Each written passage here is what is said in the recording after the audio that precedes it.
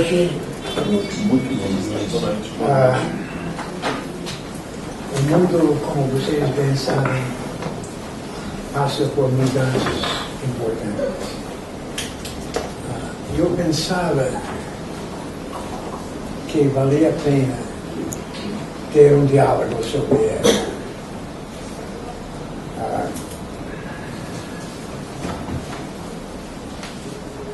Eu não vou dizer que é coisa que vocês já sabem, que está no convite.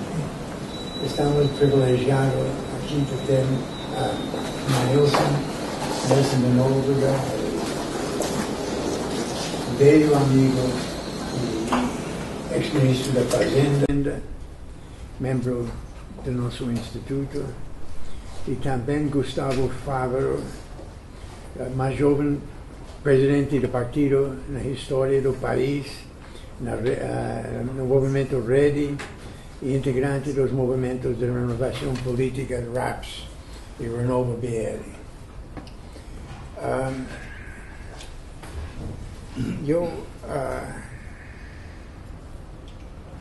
Esse é um encontro espontâneo. Eu estou sendo muito espontâneo.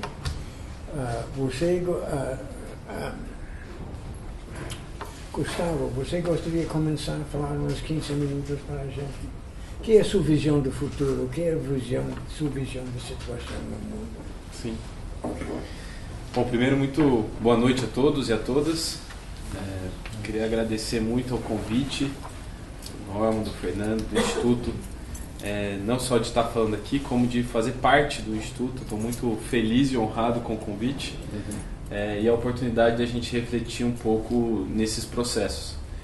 Vou fazer uma rápida apresentação. Eu sou Zé Gustavo, sou do interior de São Paulo, sou de São Carlos, me formei em administração pública na Unesp de Araraquara. Dediquei toda a minha vida profissional até o ano passado na construção de um partido político chamado Rede de Sustentabilidade, do qual fui presidente por 2 anos, assinando como presidente do partido mais jovem da história do Brasil. Fui candidato a deputado federal por 2 vezes, em 2014 e em 2018. Ajudei a criação de movimentos de renovação e institutos também que subsidiaram a renovação. Não tendo êxito na eleição do ano passado, eu decidi diversificar um pouco mais minha atividade profissional e hoje tenho trabalhado com empreendedores de inovação na região central do estado de São Paulo e do Brasil, trabalhando com tecnologia e inovação, sem deixar, lógico, a atuação na política e a reflexão de sociedade. Então, para mim, eu agradeço muito a oportunidade da gente poder falar um pouco e compartilhar um pouco das reflexões que tenho tido. O Wilton, um grande amigo que está aqui também, que foi quem me apresentou o Instituto Braudel, me deu livros daqui, queria agradecer, que bom que você está aqui, Wilton. E refletir um pouco, trazer um pouco das reflexões que eu tenho tido desde quando comecei a atuar na política e a visão da atuação com a tecnologia. Bom, o que eu tenho sentido e lido, e muitos eu trouxe, vou falar durante a minha fala, vou dar algumas referências de alguns autores cotidianos que são muito do cotidiano agora, né, são desse momento, que não são tão acadêmicos quanto outros, mas que têm um rigor acadêmico maior, mas que trazem provocações de reflexões muito, muito boas. O primeiro é o Bauman. O Bauman, que escreveu A Modernidade Líquida e sobre o mundo líquido e como as estruturas que a gente estava acostumado passaram a se desestabilizar. Né? Então, o exército americano criou um símbolo para isso, né? Chamado de mundo VUCA. VUCA é na substituição do nosso mundo linear, cartesiano, reprodutivo, segmentado, previsível e discursivo. Nós temos hoje um mundo que é randômico, multidisciplinar, produtivo, conectado, exponencialmente imprevisível e ativo. Hoje, todas as estruturas que nós conhecíamos como as basilares do nosso conhecimento parece que tem perdido valor no máximo da nossa sociedade, não para nós como indivíduo, mas no máximo da nossa sociedade. E isso gera uma desestabilização entre as pessoas no modo de pensar. Parece que nós radicalizamos no bom senso cartesiano, enquanto o mundo, nessa exponencial utilização de tecnologia, é cada vez mais fluido, conexo, multicêntrico e não ter só um centro. O mundo VUCA, ele é volátil, incerto, complexo e ambíguo.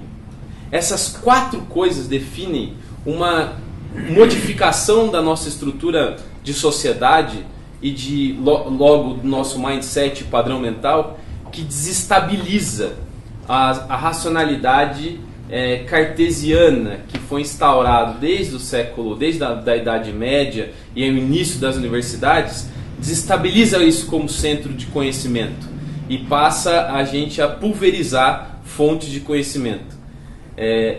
E para nós, pelo menos para mim, que venho da universidade e tenho algumas certezas sobre, por exemplo, o mundo ser redondo, para outras pessoas isso passa a ser um detalhe. E esse fluxo de informação que não é estruturado, que não é exatamente racional, faz com que a gente tenha uma visão e desestabilização do que é possível e do que não é possível. Como se articula esta inestabilidade? Esta inestabilidade é nova ou é estrutural, antiga? Na minha visão e o que eu tenho lido, essa é uma estabilidade... A estabilidade faz com que a gente avance, muitas vezes, a estabilidade das instituições, mas o nível da instabilidade que nós estamos vivendo também propicia um grande empreendedorismo.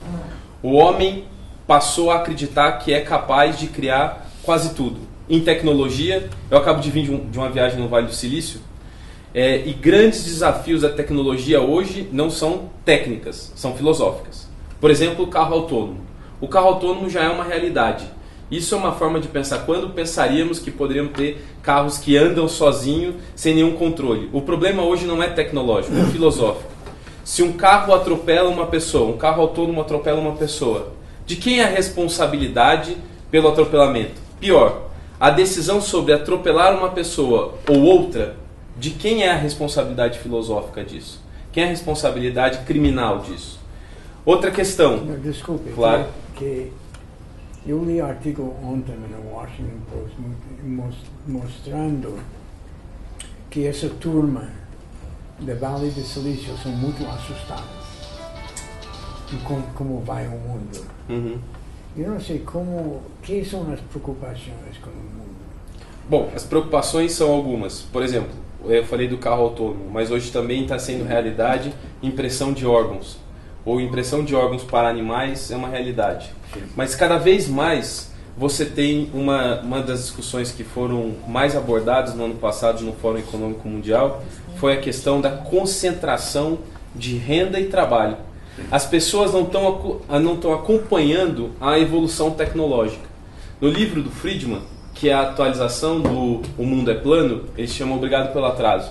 Ele traz um desenho, um gráfico muito interessante, que a evolução tecnológica é em progressão geométrica. Ela é muito rápida, mas a capacidade de adaptação humana ela é em progressão aritmética. Nós estamos vivendo um momento na nossa sociedade em que a evolução tecnológica ela é mais rápida do que a adaptabilidade humana.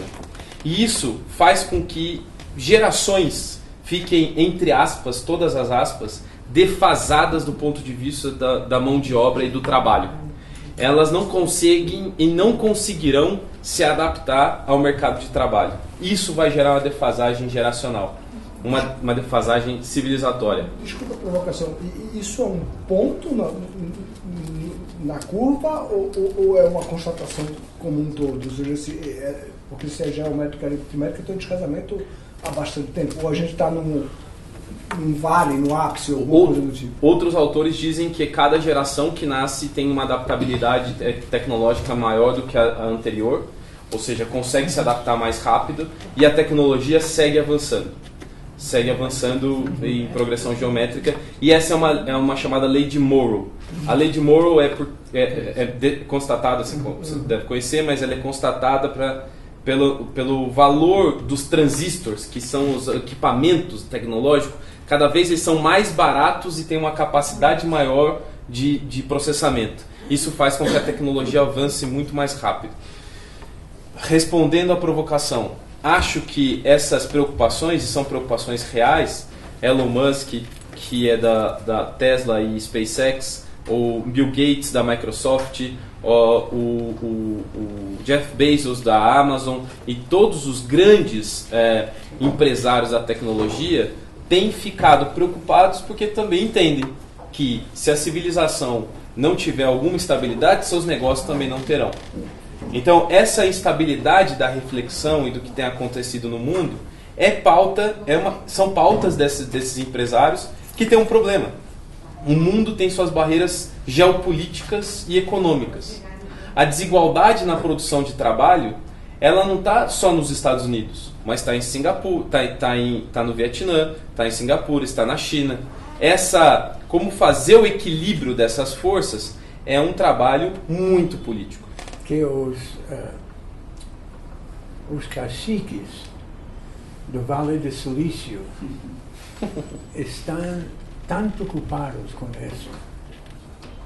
Estão mandando missões para as regiões atrasadas dos Estados Unidos, de Arkansas, West Virginia, Tennessee, para estabelecer contato com essa gente, estabelecer um diálogo. Para chamavam os flyover states, que tem uma grande sensibilidade. Um dos motivos de provocar, havia um livro que eu li tempos atrás, se chama The Machiavellian Moment, o momento de Maquiavel, que era um momento em que a sociedade decide o que precisa fazer para sobreviver, para manter-se íntegra. A Europa está, em certa maneira, neste momento, que tem vários focos de instabilidade no mundo que não existiam 10 anos atrás. Sempre tem instabilidade, mas esses focos estão multiplicando. Eu sinto que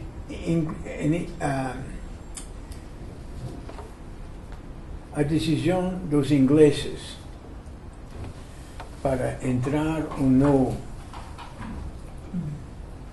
para separar-se ou não do mercado comum é um tipo de momento de Maquiavel que pode deslanchar, pode provocar grande instabilidade no mundo financeiro, inclusive no mundo imobiliário, que como Londres, a área de Londres é um grande centro de especulação imobiliária, que tem muitas ramificações. Me desculpe interromper você. Eu gostaria de ouvir Maílson. Eu também. Com sua... Como está vendo você este panorama de instabilidade no mundo, instabilidade institucional, e onde cabe o Brasil nisso? Olha, bom, primeiro, obrigado pelo convite, por estar aqui novamente. O tema é muito vasto, a gente poderia ficar vários dias aqui discutindo, e eu resolvi ter um foco, né? Explorar uma grande fonte de instabilidade social e política que se torna evidente, ou tem se tornado evidente, nos últimos 10 anos. Como disse o Thomas Friedman, o jornalista do New York Times, nós estamos na era da velocidade. A velocidade com que as coisas acontecem no mundo de hoje não tem paralelo na história. Quer dizer, a máquina a vapor levou mais de 100 anos para ser disseminada. A energia elétrica, que inaugura a segunda revolução industrial, levou 80 anos para ser disseminada. O iPhone, que é uma das revoluções da era moderna, levou menos de 10 anos para ser disseminado. Né?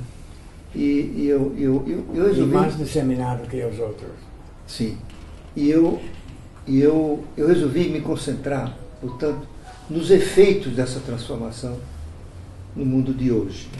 E eu me nutri muito de um livro escrito por um cientista político alemão, que hoje é professor em Harvard, Yascha Mounk. O livro dele chama, em inglês é de People vs. Democracy, e agora está saindo em português pela Companhia das Letras. E na verdade, eu diria que a velocidade das transformações tecnológicas gerou duas grandes preocupações no mundo, a meu ver. A primeira é preocupação com o infortúnio dos que estão sendo deixados para trás por causa da globalização e do avanço tecnológico, incluindo a inteligência artificial. E o segundo, em consequência do primeiro, é o surgimento de risco para a estabilidade da democracia. E o advento do que o Fareed Zakaria, um comentarista, acho que também da CNN, chamou de democracias iliberais. Caso da Turquia, da Hungria, da Polônia, das Filipinas, um pouco da Itália agora. Né? E a meu ver, o Mounk teve uma sacada. Né? Ele falou o seguinte: a estabilidade da democracia, desde a sua consolidação no século XIX, no Reino Unido e nos Estados Unidos, né, ela se baseava em três pilares. O primeiro era o domínio da imprensa por grupos, que limitava a disseminação de ideias extremas, né, e das fake news. E o domínio da mídia, a mídia de massas, derivava do alto custo de entrada. Né? Para ter um jornal, um grupo de TV, rádio, era preciso muito dinheiro. Né? Isso não é mais verdade.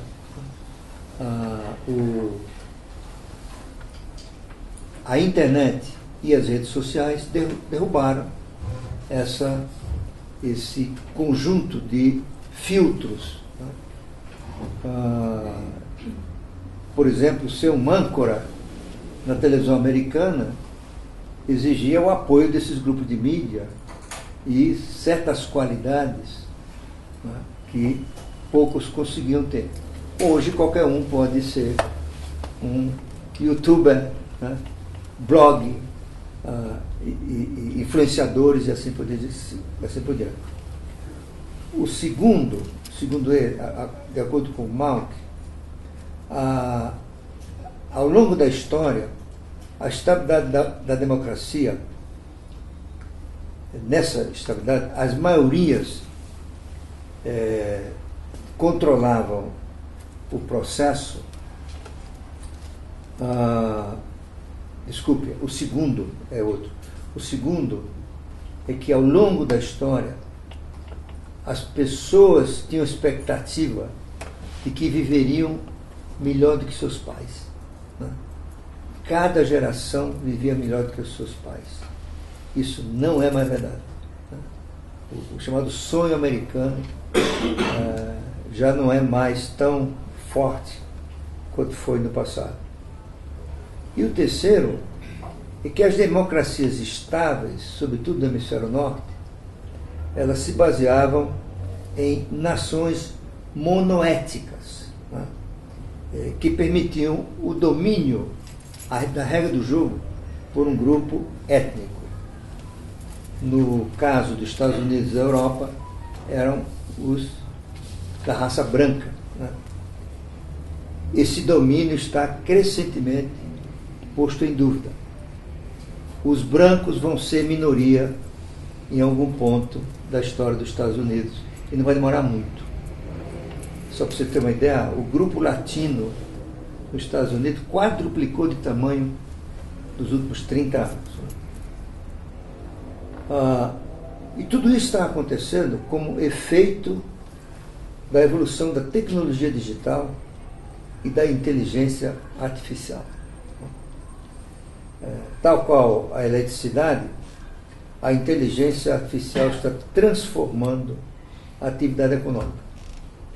Desde o cuidado com a saúde e a educação, até coisas que eram prosaicas no passado.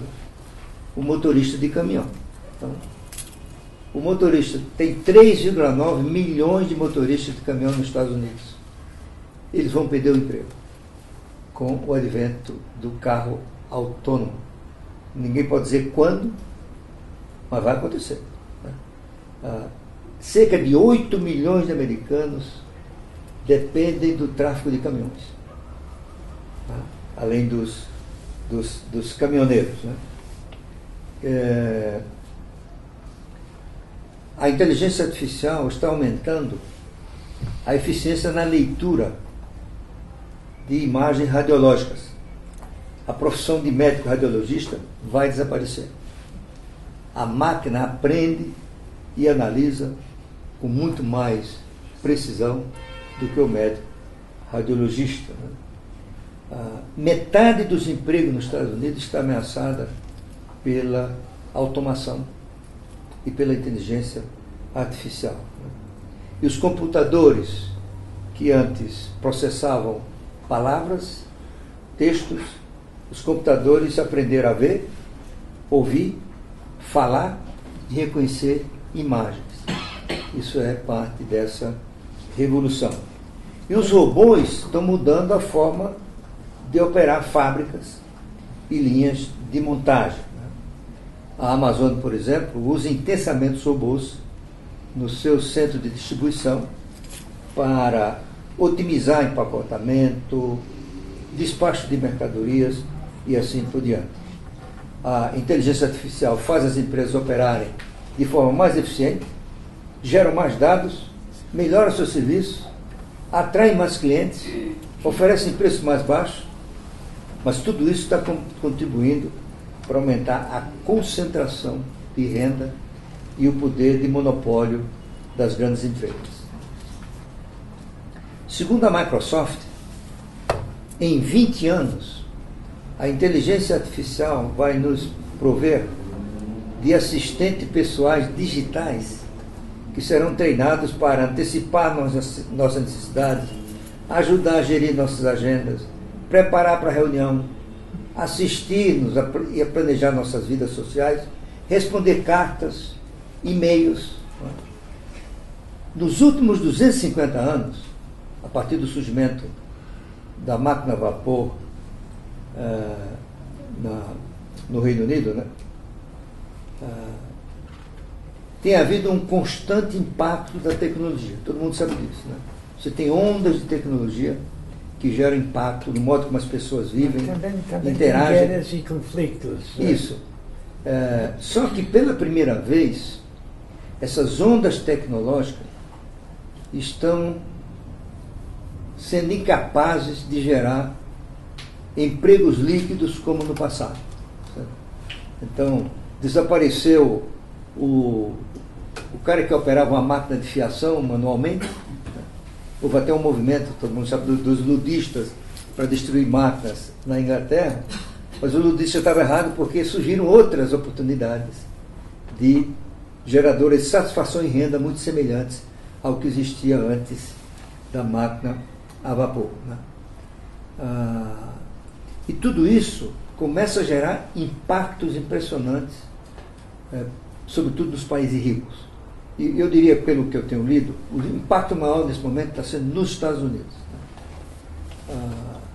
Nos Estados Unidos está sofrendo impacto não apenas da tecnologia, seu efeito no emprego, mas de um surgimento de uma nova onda de imigração. E essa onda de imigração tem sido base de insatisfação, né, e de exploração populista pelos políticos. Por exemplo, em 1960, apenas uma em 20 pessoas nos Estados Unidos era estrangeira. Agora, uma em 7. Portanto, a participação do estrangeiro na sociedade americana está aumentando. Como eu disse aqui, a população de latinos quadruplicou entre 1980 e 2008. E o Trump, que explorou isso, ele usava uma frase: algo precisa ser feito, né, para deter o processo de imigração. Né. Os imigrantes são considerados, tanto nos Estados Unidos quanto na Europa, na melhor das hipóteses, como visitantes, e na pior das hipóteses, como intrusos. Né.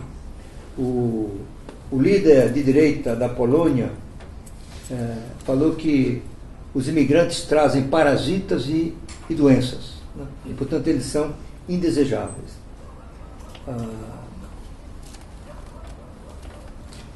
A piora do padrão de vida é cada vez mais evidente numa massa de americanos. Né? De 1935, são dados do Malk, de 1935 a 1960, o padrão de vida de uma família média americana dobrou. Dobrou novamente de 1960 a 1985. Desde então está estagnado. A renda real dos trabalhadores sem curso superior nos Estados Unidos está estagnada há 50 anos. E tudo isso vai gerando insatisfação. Né? Isso vai gerando aumento de concentração de renda. Na verdade, a geração de renda nos Estados Unidos está concentrada em 5 regiões. Nova York, enfim, 5 regiões metropolitanas. Né? Porque, no geral, ela está estagnada. No passado, poucos americanos viram o seu padrão de vida piorar ao longo da vida. Agora, 50% dos americanos vivem essa situação. O seu padrão de vida piora ao longo de sua existência.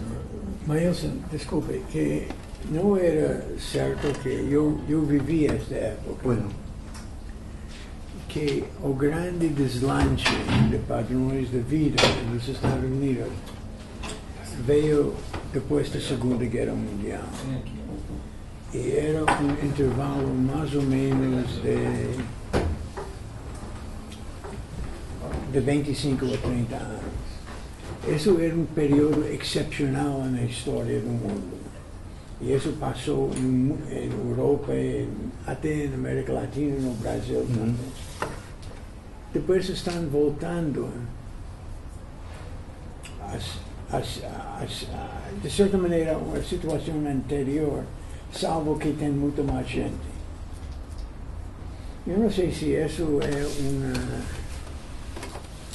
um problema insolúvel. Não, na verdade, todo mundo está procurando uma solução. Mas nesse momento, a mudança de padrão, a mudança de expectativas, não tem paralelo na história dos Estados Unidos e de países da Europa. Né?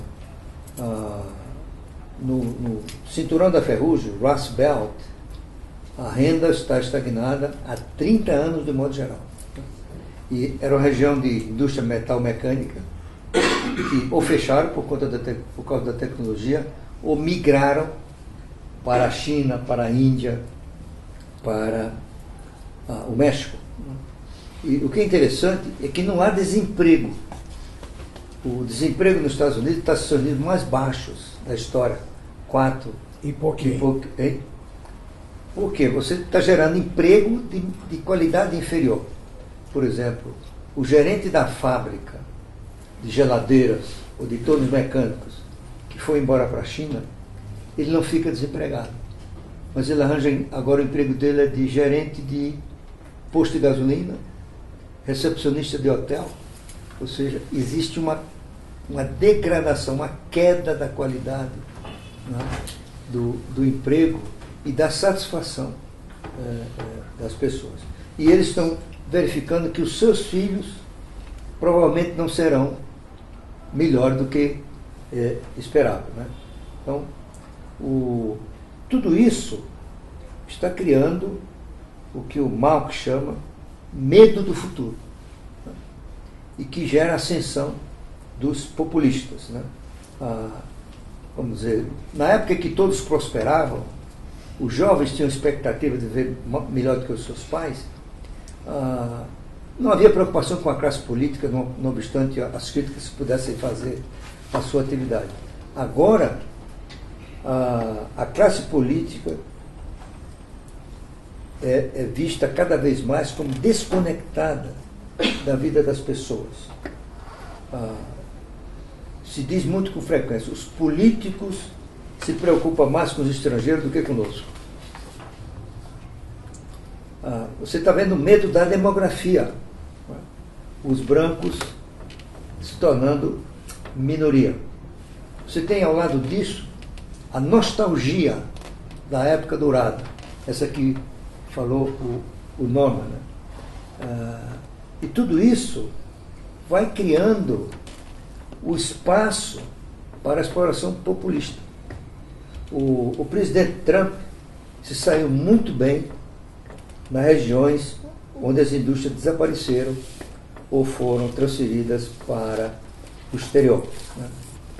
A situação semelhante aconteceu no Reino Unido.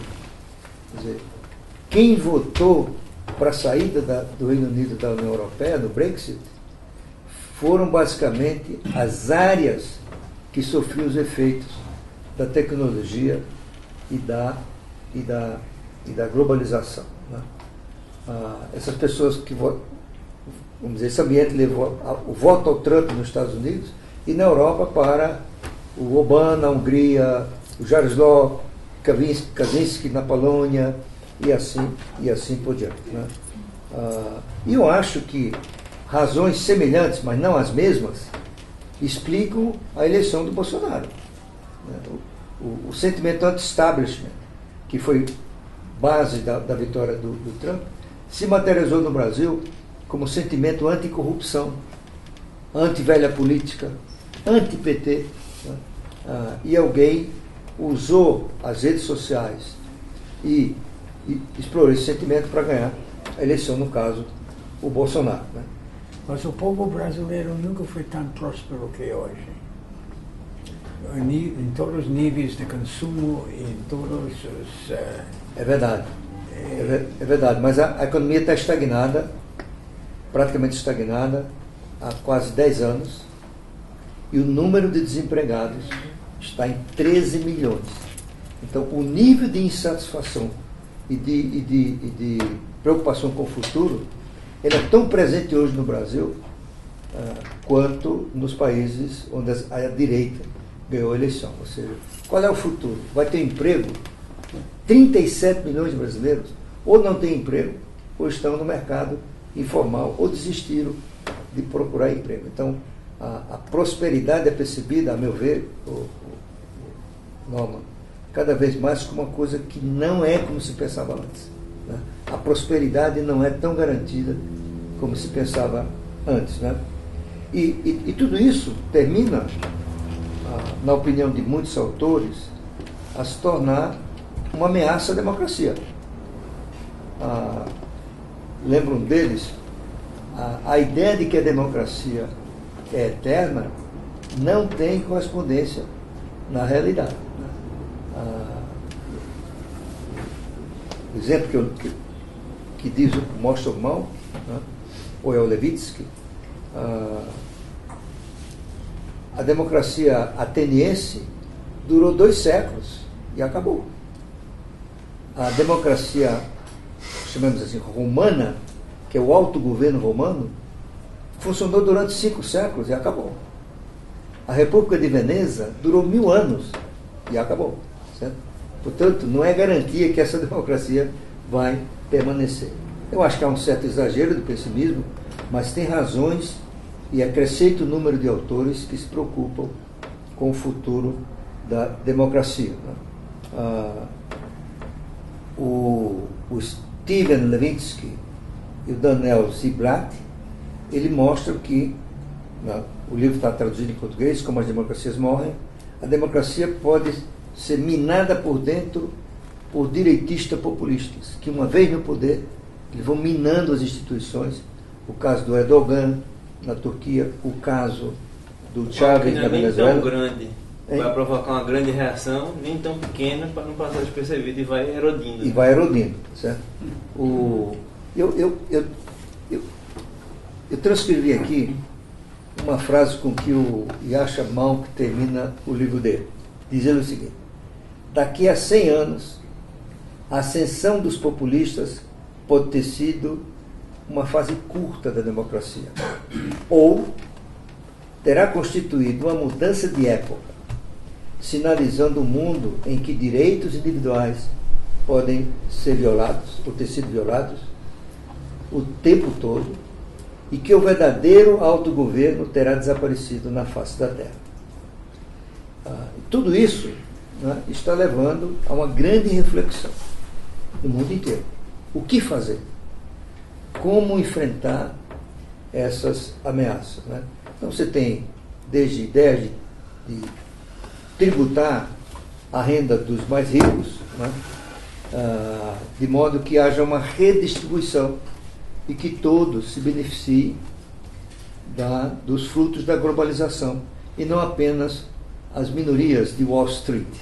Assim, tá? Tem umas ideias que não foram para frente, foi mais uma alucinação, algo assim, né? O Bill Gates, ele sugeriu tributar os robôs. Né? Então, tributar robô para gerar renda, né, que seriam gastos em programas sociais, e ao mesmo tempo desestimular o uso do robô. É imaginar que a tecnologia pode ser detida. Né? Não tem como deter esse processo. Você tem que lidar com suas consequências. Desculpa. Desculpe. Estou concluindo. Você está concluindo? Não, mais uns 5 minutos. Não, eu queria... Você era sempre conhecido como otimista. Eu discuti com você sobre isso. O que fazia você mudar?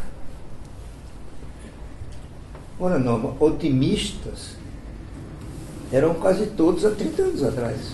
20 anos atrás. Não, desculpe. Eu posso dizer assim, eu sou otimista com o Brasil, sou, né? Apesar dos riscos que nós estamos correndo no presente momento. O que muda, isso é a percepção dessa realidade, dessa nova realidade, não. Tem 5 anos. 10 anos atrás, se a gente estivesse aqui conversando, ninguém sabia nem o que é a inteligência artificial. Certo? Inteligência artificial é algo muito recente, né? E sua disseminação está sendo muito rápida. Tem 5 anos. A disseminação da inteligência artificial tem 5 anos. Essa percepção de que uma mudança rápida que gerou o ambiente para a ascensão dos populistas é algo muito recente no mundo. Né? Portanto, muita gente está revendo as suas posições diante dessa nova realidade. Mailson, desculpe, eu interrompi Gustavo e para ter um pouco de jogo de cintura. Você tem algum comentário a isso, Gustavo? Se o Mailson quiser terminar, aí depois eu posso... Eu termino rápido, eu termino em 5 minutos. Eu queria fazer uma pergunta para o Mailson, se possível, dentro disso que você está falando, da tributação, de tributar mais os mais ricos e tentar melhorar a distribuição da renda. Quando a gente olha para um país como o Brasil, onde a gente sabe que tem problemas de tributação, sobretudo o produto extremamente tributado e a renda pouco tributada, como é que você vê isso para o futuro? Você acha que alguém vai botar a mão nesse angu ou vamos continuar dessa maneira? Olha, cada país será um caso, né? Eu acho que o que é possível aumentar a tributação nos Estados Unidos dificilmente acontece no Brasil. Porque o problema do Brasil de tributação é o caos da tributação do consumo. E o imposto de renda, pessoa física e jurídica, representa apenas 15% da carga tributária do Brasil. Para você ter algum efeito, teria que dobrar. Né? Dobrar a tributação do relativamente pequeno grupo que paga, relativamente ao total da população, você acabaria criando desincentivos à atividade econômica, ao empreendedorismo e assim por diante. Não é tão simples no Brasil. Felizmente, a gente ainda não tem a situação por que passam os países ricos que eu mencionei aqui. Mas algo terá que ser feito não para dobrar o imposto de renda. Eu acho que no Brasil, hoje, a prioridade é acabar o caos da tributação do consumo. Porque isso tem custos enormes, afeta a produtividade e o potencial de crescimento do país. Outra área que tem sido objeto de preocupação é a da habitação. A habitação está ficando proibitiva em grandes conglomerados do mundo desenvolvido. Por exemplo, em Londres, inquilinos chegam a pagar 72% da renda de aluguel. E a questão da produtividade. A produtividade caiu no mundo inteiro, no Brasil estagnou, então é preciso investimentos na produtividade, porque é ela que gera riqueza, ela que gera prosperidade.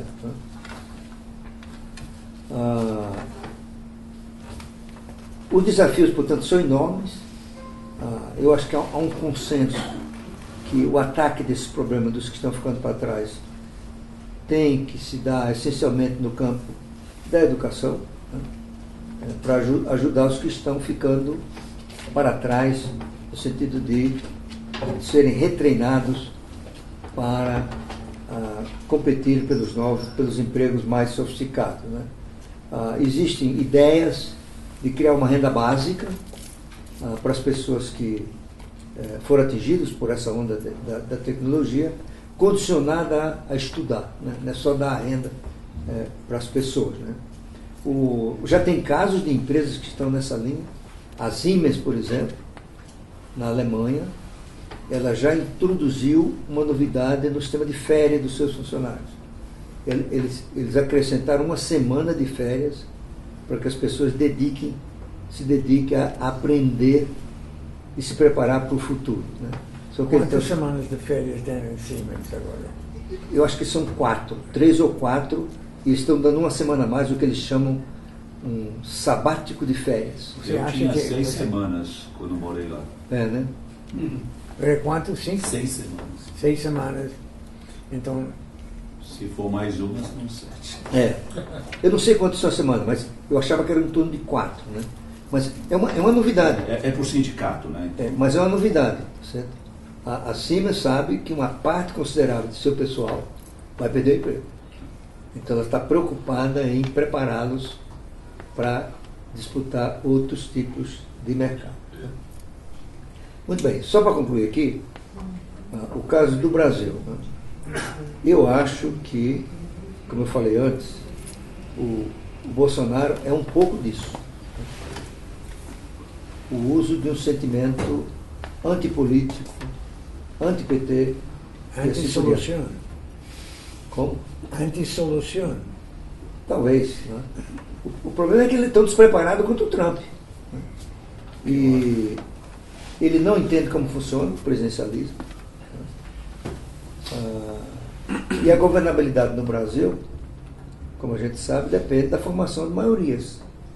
E as maiorias pressupõem que o presidente seja o coordenador do jogo político, o líder do processo de negociação com o Congresso, e o sistema é baseado no compartilhamento do poder com moedas de troca, que são legítimas, legais, né? Não é necessariamente corrupção. Né? Eu acho que nós estamos diante de um problema que eu acho complicado, é que a reforma da Previdência se dará em meio a um sistema de decisão coletiva. Não há decisão coletiva eficaz sem coordenação. 513 deputados, 81 senadores votaram como eles quiseram. Isso termina dando errado. Né? Então, a depender do Bolsonaro, que se recusa a assumir esse papel, ou não entende qual é o papel, por aí nós corremos o risco de uma derrota na reforma da Previdência. E quais são as consequências da derrota da Previdência? Eu diria que são trágicas, né? Primeiro, o Brasil entra rapidamente numa zona de insolvência fiscal e nós passaremos por um ambiente que os economistas chamam dominância fiscal, que você tem uma deterioração rápida de expectativas, o câmbio vai para 4, 5 dólares e o Banco Central rapidamente perde a capacidade de assegurar a estabilidade da moeda. Você está falando de outro ciclo inflacionário. Outro ciclo inflacionário, exatamente. Nós caminharíamos, como disse o Samuel Pessoa na coluna de ontem na Folha, nós caminharíamos para a situação argentina, não é para a situação da Venezuela. Né? Felizmente, eu acho que é possível imaginar que a ausência do presidente no exercício do seu papel no presidencialismo seja suprida por substitutos. Né? Substitutos que seria, no caso, o presidente da Câmara, o presidente do Senado, governadores, que poderiam ter uma linguagem, uma mensagem incrível, né, de que a derrota da Previdência geraria uma perda, um jogo de soma negativa. Todos perderiam. Né? Você acha que Bolsonaro fica, então? Eu acho que se a derrota na Previdência, eu acho que não é difícil imaginar que ele passará por um processo de impeachment. Né? Porque você terá a destruição das expectativas, das esperanças, de geração de emprego, de bem-estar. E no Brasil, a gente já aprendeu como é que faz impeachment. Né? Você não precisa. Impeachment é um processo político, não é jurídico. Se você for imaginar do lado jurídico, imaginar como o presidente da República, Dilma Rousseff, perdeu o mandato por uma pedalada fiscal. Né? Ela perdeu o mandato porque o sistema já não achava que ela não servia. O sistema se rebelou contra ela, né? Dado o seu despreparo. Isso poderia acontecer também com o Bolsonaro. Não estou dizendo que vai acontecer. Ele pode ser salvo, e o Brasil dessa tragédia, né, se, novamente, a coordenação, que é fundamental nesse processo, seja feita por outros líderes e não por ele.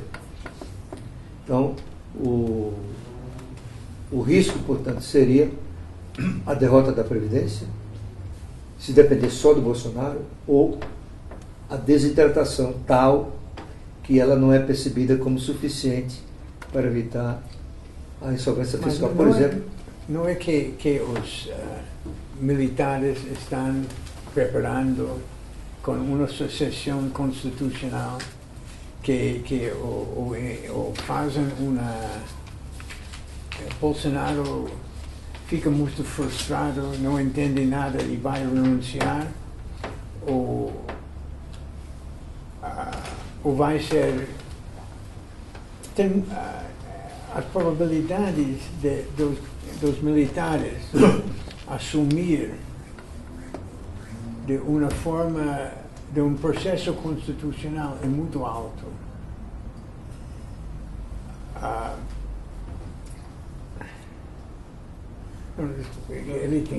Não sei, Norma.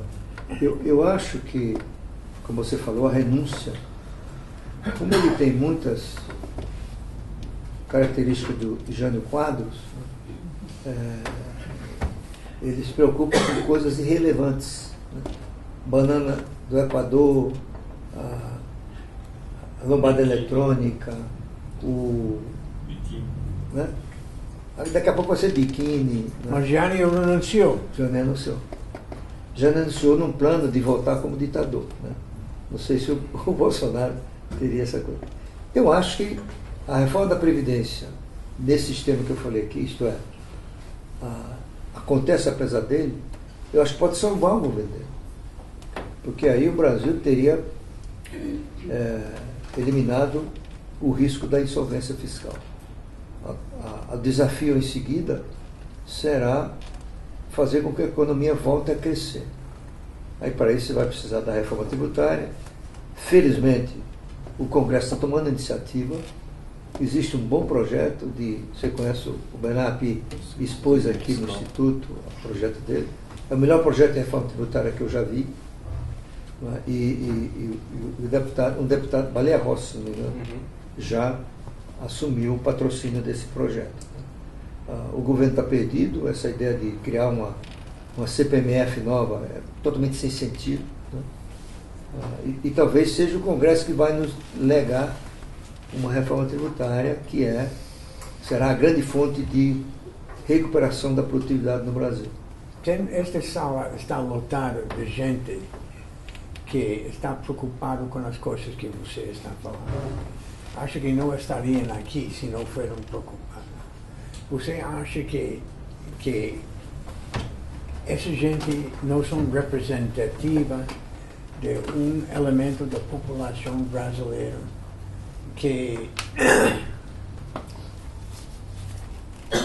vai deixar as coisas soltar deste jeito? Porque tem gente responsável no Brasil, ainda que não tem memória institucional, tem gente que é melhor educado que no passado. Bom, eu gostaria de perguntar a Gustavo concretamente, que está vendo você no quadro que está pintando Maílson? Esse é um problema de geração e vai sobrar para você. E você é um líder político. Então, que vai ser a atitude da nova geração? Por isso convidamos você para aqui. Que seria a atitude para isso? Somos gente mais velha aqui, mas precisamos saber o que os jovens vão fazer. Pergunta difícil de responder. Assim, para mim é muito atrativo começar falando sobre o que o Maílson falou por último, porque faz parte também do meu cotidiano discutir a política e Brasil. Mas eu nesses últimas semanas também eu estou refletindo muito sobre o que está acontecendo com a gente como sociedade. Nós estamos passando por uma profunda transitoriedade de forma de nos organizarmos. É muito profundo e é uma travessia que não é... Quem quer dizer transitoriedade? É porque a gente vai, talvez essa instabilidade que sentimos agora seja a próxima estabilidade. A falta de conexão e de visão, de fonte de informação, a confiável, talvez essa instabilidade passe a ser um novo tipo de estabilidade que nós, inclusive eu mesmo sendo uma geração mais jovem, tenho dificuldade de lidar. Mas eu vejo de pessoas, por exemplo, jovens com 18, 17 anos, têm uma facilidade de lidar nesse meio de informações maior do que nós temos. Mas quase... quem fazem com essas informações? Essa é uma boa pergunta, porque hoje se lê muito, mas se lê qualquer coisa. As pessoas leem muito hoje nas redes sociais, mas diferente do que se lia nos livros, né, nos estudos, as pessoas leem comentário, coisas que elas produzem por elas mesmas. Na política, o Maílson falou uma coisa muito interessante, né, que é das bases do livro do People vs. Democracy, que é sobre o domínio da imprensa e as redes sociais. Na política tradicional, principalmente interiorana, tinha uma premissa que era domínio que as pessoas saibam por meio das imprensas, do rádio, dos jornais. Era assim que funcionava, e boa parte, principalmente, dessa política coronelista que existia no Brasil. Parece que isso mudou. Se não é possível controlar o que as pessoas sabem, confunda as pessoas. E esse foi um processo muito claro que aconteceu na eleição do Trump nos Estados Unidos, demonstrado nesse relatório da semana passada que houve influência russa para a confusão das informações, e quem foi beneficiário disso foi o Trump. No Brasil a gente viveu isso, não só na eleição do ano passado, como na eleição de 2014 também, um processo de confusão sobre a verdade. Né? Era meia verdade. Eu acompanhei muito de perto a eleição da Marina, mas a Marina, por ser evangélica, logo ela era contra o homossexual. Por ela ser era meia verdade, né? por ela ser evangélica, é acabar com os campos de fumo no Rio Grande do Sul, é acabar com o Círio de Nazaré em Belém. Então, um processo de composição de informações que levam meias verdades, meias mentiras para confundir a tomada de decisão. Acho que para mim tem uma coisa que está acontecendo no Brasil, que é esse sentimento de indignação, e não é só no Brasil, é no mundo. Que esse sentimento de indignação, de ver, de passar, no caso do Brasil, principalmente de São Paulo, pessoas que passam 4, 5 horas por dia no transporte público, sendo violentadas num processo de suas próprias vidas, em que elas podiam estar fazendo qualquer outra coisa, e aí chegar em casa, depois de ter passado 5, 6 horas no trânsito, ganhar muito pouco, ter dificuldade, ligar a televisão e ver um apartamento com 52 milhões de reais espalhados, frutos de corrupção. Isso é uma agressão às pessoas. E as pessoas estão sendo violentadas, e a resposta delas, às vezes, não é cartesiana e do bom senso cartesiano que eu tenho chamado. É o contrário. É a sensação, é a vontade de violentar. O Bolsonaro, muitas vezes, foi símbolo da agressão a uma elite intelectual nossa, de esquerda e de direita, que passou a dizer o que era verdade e o que era mentira. O Bolsonaro passou a ser instrumento das pessoas nesse sentido. Em que sentido? Um instrumento de agressão a essa elite intelectual de esquerda e de direita, que diz o que é a verdade e qual é o caminho a ser seguido. E essas pessoas dizem, não, esse cara fala, esse cara é preconceituoso, esse cara é sexista, esse cara é violento, esse cara é igual a mim, eu vou mostrar para essa elite intelectual que nós temos voz no meio dele, por meio dele. Mas não está caricaturando um pouco este chamado elite intelectual como era uma coisa coesa?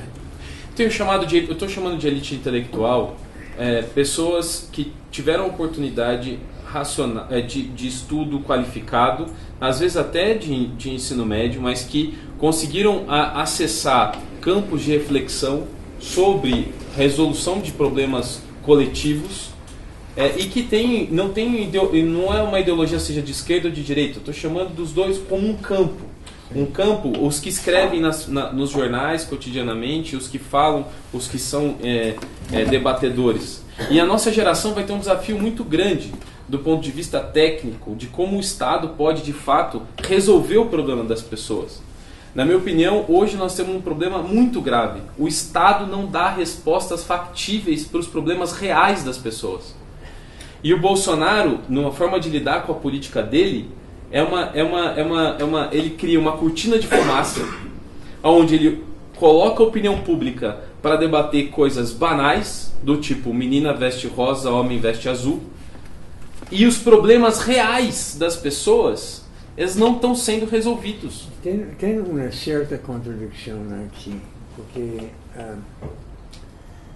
por acaso, em começo de maio, vamos ter um seminário aqui com a autora de um livro muito importante sobre a evolução da classe CDE. E esta capa da população, esse é um estudo estadístico muito profundo.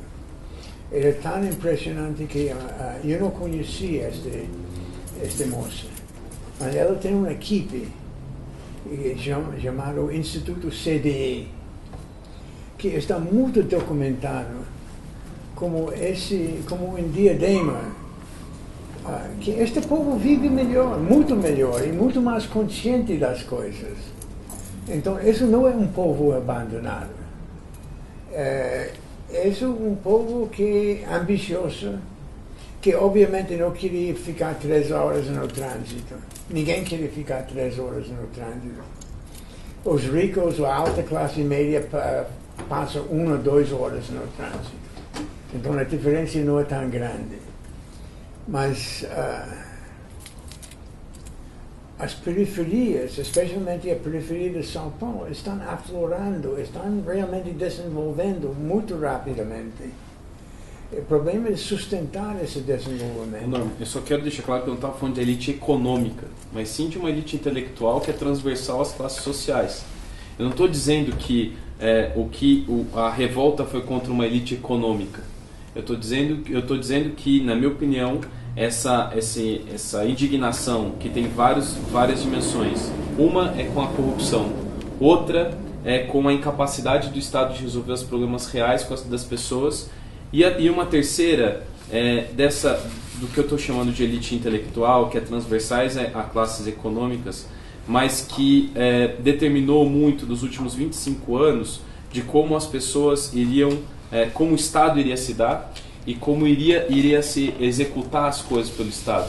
E aí envolve também essa elite política do Brasil que se afastou de fato das pessoas e se aproximava delas apenas do período eleitoral. Durante a eleição, escutei muito de várias pessoas diferentes que os políticos só aparecem no período eleitoral e não aparecem no resolver dos problemas das pessoas. Esse é um desafio que os jovens políticos vão ter. Como estar na dinâmica de Brasília ou de São Paulo, no cotidiano das casas legislativas, que gastam um tempo absurdo, às vezes com propostas e decisões que não resolvem os problemas das pessoas, e também estarem próximas dos seus representantes. Vou acrescentar uma coisa aí, que é estar próxima, mas sem estar jogando para a rede social, que tem se mostrado contraproducente, né? Tem se gastado muito tempo, a gente tem até comentado, tem visto muitos políticos, muitos parlamentares eleitos, jovens inclusive, que estão muito focados nas redes sociais e precisam jogar também o jogo do convencimento, da negociação. Hoje eu digo que o parlamento ele é a sinapse da democracia representativa. Se as pessoas não conversam no parlamento, a gente não consegue resolver os problemas. E o que tem acontecido é que antigamente a gente tinha os políticos territoriais, que representavam o território, os políticos temáticos, aqueles que representavam um tema específico, direito dos animais ou coisa do tipo, e os políticos de opinião, aqueles que tinham uma reflexão, políticos mais velhos, que faziam uma visão transversal sobre os temas. Hoje nós criamos na última eleição os políticos de rede social, os youtubers, que mais preocupados do que com os problemas das pessoas, estão preocupados com seus likes no Facebook. E isso gera uma distorção muito grande, porque caímos no risco do populismo. Muitos jovens e outros não tão jovens assim fazem política no parlamento de meio populista e não estão realmente ligados aos problemas, às negociações que precisam ser feitas. E negociação, como o Mailson disse, eu concordo, não é por nenhuma troca espúria, mas é o poder da palavra, da troca no parlamento. E para encerrar essa minha parte, eu sinceramente acho que há uma lógica por detrás desse governo Bolsonaro, que eu ainda tento desvendar nas minhas reflexões, mas que não está no nosso campo cartesiano e racional. Eles usam de instrumento, esse governo usa de instrumentos de confusão para gerar uma lógica de atuação. Eu ouvi em vários lugares diferentes de que o Bolsonaro vai conseguir implementar no Brasil um parlamentarismo de fato. Não sei se ele cai, mas eu acho que ele mais pode cair por uma greve dos caminhoneiros do que necessariamente por não passar a reforma da Previdência. Desculpe, que o título deste seminário é As Mudanças em Nossa Civilização. O convite deste seminário diz que está acontecendo no mundo e como se relaciona isso com o Brasil. O Brasil não é o protagonista das mudanças que estão acontecendo no mundo. Pode ser diferenças, até perversidades entre o que está, mas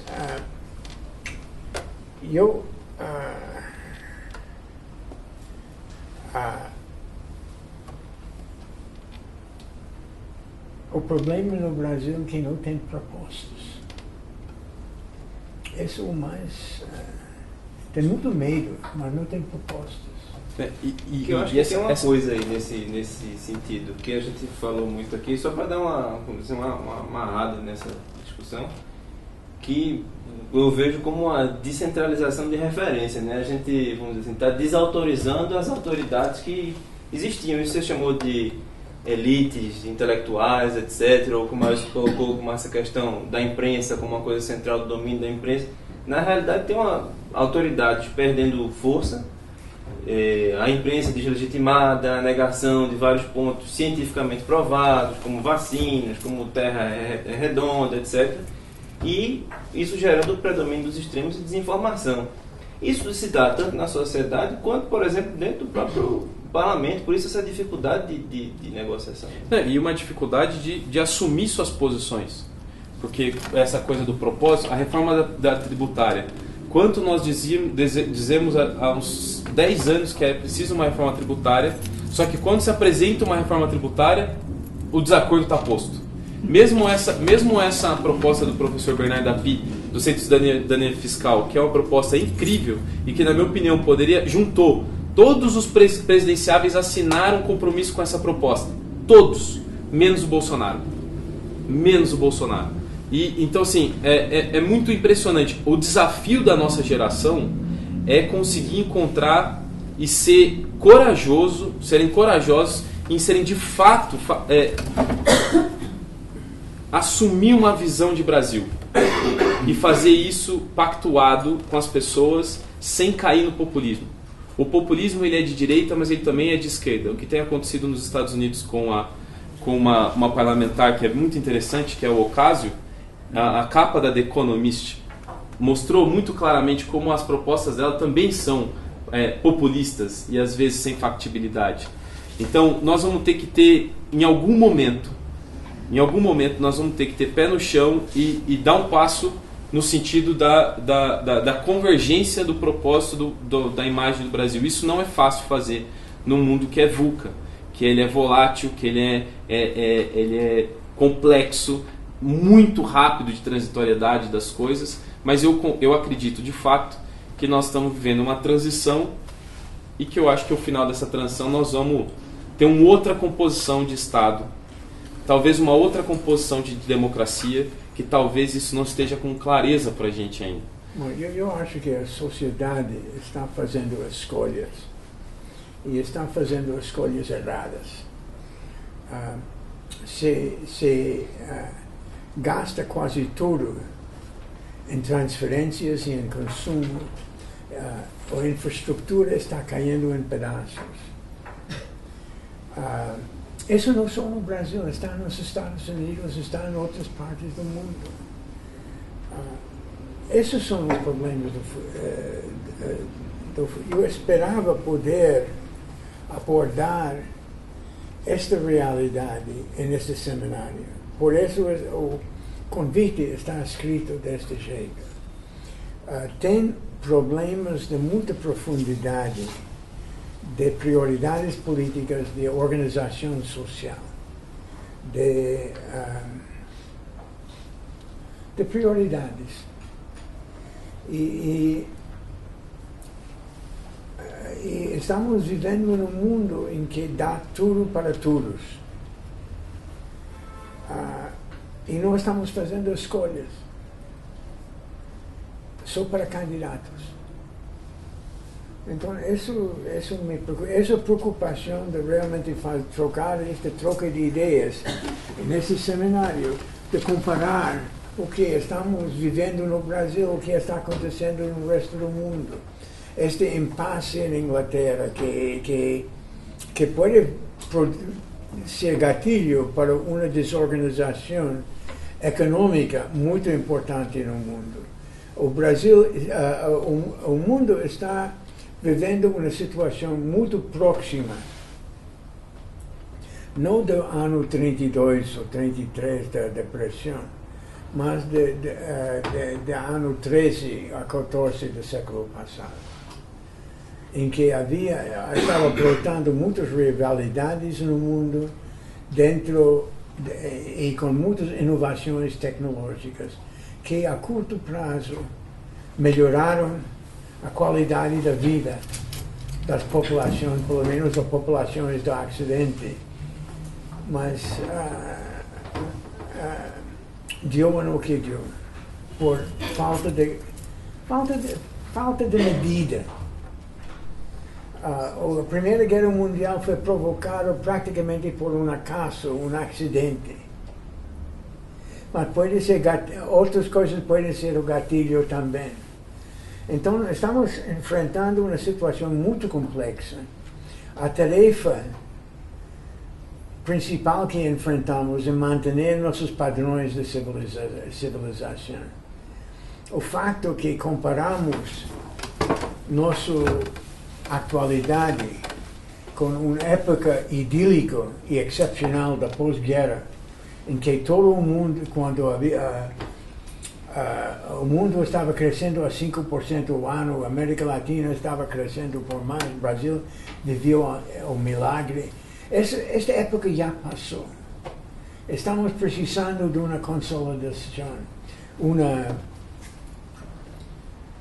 reconhecimento, uma formulação de prioridades, que eu não vejo isso acontecendo. Deixa eu levantar uma questão. Primeiro, fazer uma consideração em cima do que o Gustavo falou sobre a reforma tributária. O que está acontecendo é mais ou menos normal, porque é um dos maiores falsos consensos. Todo mundo é a favor da reforma tributária. Quando você desce no detalhe para ver qual a reforma tributária, o exportador quer um tipo de reforma, o importador quer outro, o cara que está no nível federal quer um tipo de reforma, o cara do estado quer outro. Então, não é fácil. A reforma tributária não é fácil. Então, eu chamo de falso consenso. Agora, pegar uma coisa que o Márcio falou, que aí é o outro. Pelo menos em termos de diagnóstico, há consenso. Por trás de tudo, nós temos um problema básico, que é o da educação. Que há muitos anos não se resolve. Ok? Aí você citou alguns autores, eu vou levantar também o Harari e o Steven Pinker, que vocês estão vendo aqui no círculo de leitura. Eles levantam uma questão que é fundamental, não é para o Brasil, é para o mundo. As pessoas que estão se formando hoje, estão se formando para um mundo totalmente desconhecido. Elas vão viver a vida profissional delas num mundo que é desconhecido. Portanto, o desafio da educação, que já era complicado, torna-se muito maior se a gente considerar que nós não sabemos para que mundo nós estamos formando nossas crianças, nossos jovens, nossos universitários. Esta é uma reflexão que, repito, não vale para o Brasil, porque Pinker e Harari não estão pensando em Brasil quando estão falando. Estão preocupados com a formação dos estudantes no mundo desenvolvido. Este é um desafio que eu acho que é maior do que esses outros. Claro que são complicadíssimos, mas envolvem questões de política, de negociação, de acordos, etc., que de uma forma ou de outra eu acho que nós vamos passar, como já passamos por tantas outras. Agora, essa da educação é um desafio que eu, que militei na educação durante muitos anos, fico pensando, o que fazer? Quem formar? Que competências nós devemos enfatizar na formação dos jovens de hoje? Algum comentário?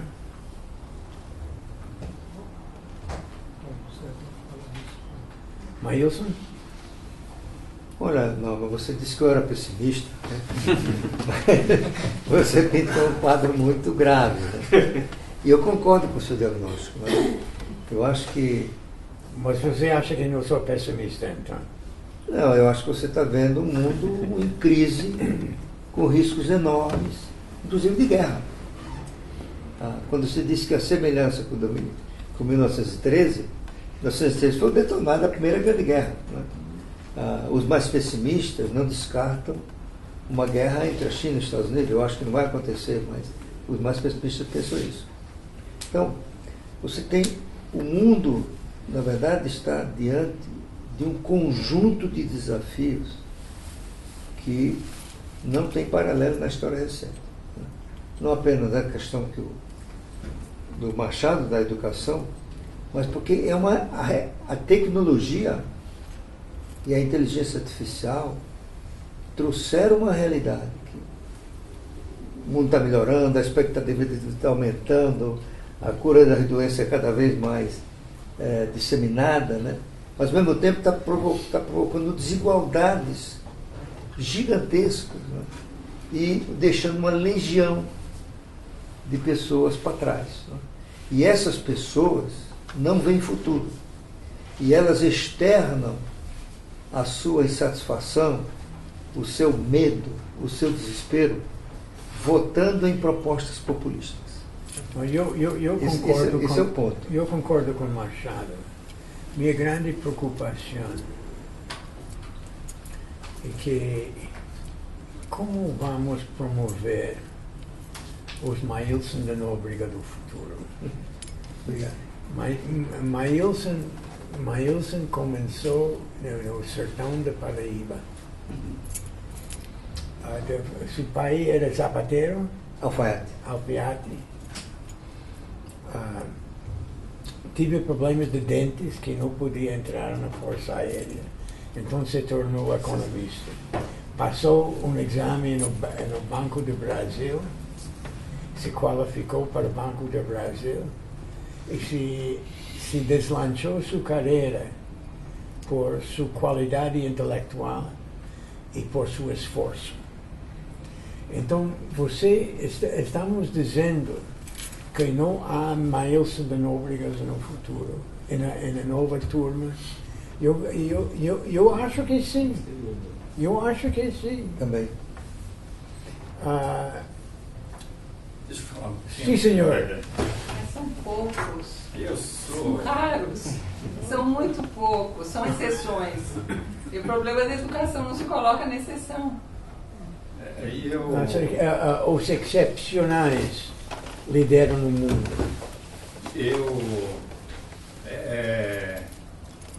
E meu pai, quando tinha 9 anos, em Londrina, e cheguei no MIT, tirei PhD em Nuclear Engineering, que queria usar a energia nuclear para o bem da humanidade. Esse é o meu propósito, porque meu pai me ensinou a ciência. Era japonês. E eu, hoje analisando mim mesmo, eu vejo que eu fui um japonês na sociedade brasileira. E foi uma besteira. Uma puta de uma besteira, desculpa. Agora, olha, o Brasil tem 200 milhões de hectares cerrados que poderiam ser prontamente agriculturadas. Interessante é o seguinte, que tem 1 bilhão 200 milhões de pessoas que vêm da Índia e da China que estão entrando numa economia em que eles estão começando a comer além de arroz, sabe? O consumo de arroz no Japão está diminuindo per capita. Agora, e a China e a Índia também, o crescimento do consumo de arroz está diminuindo, o crescimento. O problema é que o mundo vai ter 1 bilhão 200 milhões de pessoas entrando no mercado de comida, alimentos. Como é que vamos produzir isso? Então eu vou dar um pouquinho do lado positivo dessa história toda. O Brasil tem 200 milhões de hectares de cerrados que poderiam ser agriculturadas. Estão sendo agriculturados. Está. Não, isso não é pouca coisa. Que os cerrados, eu vou lá para fazer uma pesquisa dentro de 2 semanas sobre isso, mas os cerrados é a fronteira agrícola mais nova do mundo. Yes. E demorou menos tempo, dentro de 2 décadas, ficou uma das principais produtoras do mundo. Sim. Nenhuma fronteira agrícola na história do mundo se desenvolveu em 2 décadas. Com alta tecnologia, com muito esforço, com mistura do setor privado, de empresas privadas com o governo e com muita gente esforçada, derrubando mato. Onde é que você quer chegar, Norman? Eu quero chegar que o Brasil está fazendo essas coisas. E que essas coisas são muito importantes. Então, esse é um lado positivo. Sim, é muito positivo. Com tecnologia super avançada. Margarida, nós vimos isso na prática. Não vimos? A tecnologia, eles estão usando a tecnologia para cultivar de uma forma fantástica. Então, uma coisa no Brasil que está dando certo. Para outra coisa, o mundo vai precisar de dobrar a produção de alimentos nos próximos 35 anos. Dobrar. E isso está acontecendo, vai acontecer. Eu acho que são, sabe, todos esses embates positivos e negativos, eles se confrontam, derrubam uns aos outros, e o homem é um ser criativo, ele vai resolver o problema, eu acho. Então não vamos ser muito pessimistas e nem otimistas, eu acho. Precisamos ser cuidadosos no sentido de o que vai acontecer no mundo, se o mundo vai precisar dobrar a produção de alimentos nos 35 anos. Roberto é membro fundador do nosso instituto e tenho deferência, mas este rapaz queria falar, perguntar. Então, eu vou começar até pela colocação que o senhor... Roberto. Que o senhor Roberto fez. A minha intervenção... Ele é físico nuclear, cuidado. Não, eu vou pegar um gancho do que eu já tinha pensado em fazer uma colocação sobre o que o Maílson discorreu. A questão, por exemplo, que a gente está discutindo sobre produção agrícola, a tendência é a gente aumentar ainda mais a produtividade por área agricultada por causa da tecnologia. Porque o agricultor tem mais acesso à informação. A informação é democratizada. Então, a gente tem uma dificuldade com notícias falsas, a gente tem uma dificuldade com a polarização, mas isso sempre existiu.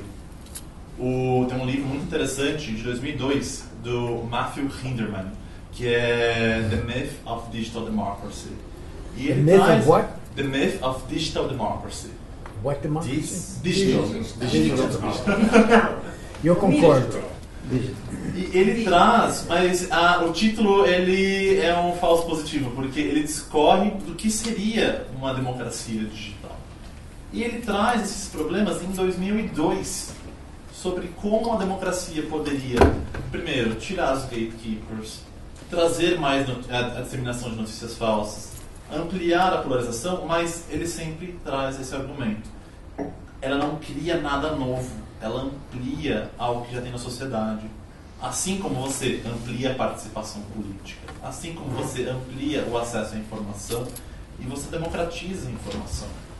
Por exemplo, se a gente avaliar movimentos regionalistas que combatiam o movimento de globalização, você pega na década de 80, de 90, eles negam a tecnologia e buscam um tradicionalismo em volta da religião, de aspectos locais, culturais.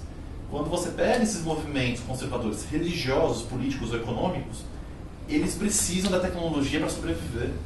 Você pega esse movimento conservador que você tem agora da ultradireita no mundo, ele se retroalimenta usando a tecnologia e a disponibilidade de relativizar as fronteiras. É o livre fluxo de informações. Se você não tem isso, por exemplo, você não consegue assistir um fenômeno como o Bolsonaro aqui no Brasil. Porque as próprias amarras institucionais da democracia impediriam que uma pessoa como essa ganhasse protagonismo. Então, essas pessoas podem criticar esse movimento globalizatório, mas elas também dependem dele.